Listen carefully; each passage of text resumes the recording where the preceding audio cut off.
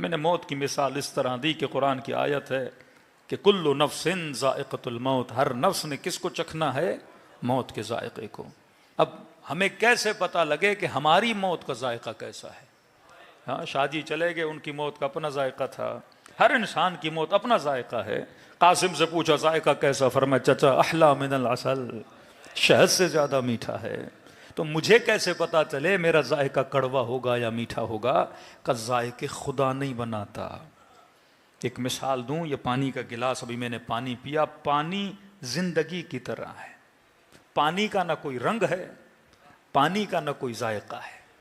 पानी के अंदर एक खूबी है, ये रंग भी पकड़ती है, ये जायका भी पकड़ता है। नमक डालो तो नमकीन है, शरबत डालो तो मीठा है, लाल करो तो लाल है, ग्रीन करो तो ग्रीन है। फरमा जिंदगी इसी तरह, इस आईने की तरह है।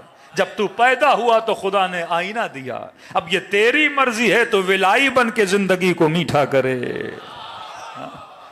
ये तेरी मर्जी है तो तागूतों में जाके जिंदगी के जायके को कड़वा करे। अब जब तुम्हारी मौत का वक्त करीब आएगा, मलकुल मौत और कुछ नहीं करेगा, इसी गिलास से हयात को तेरे सामने लेकर आएगा। और पीने के बाद अगर तू कहेगा मलकुल मौत ये इतना कड़वा क्यों है, तो आवाज आएगी कड़वा मैंने नहीं बनाया, कड़वा तूने खुद बनाया है।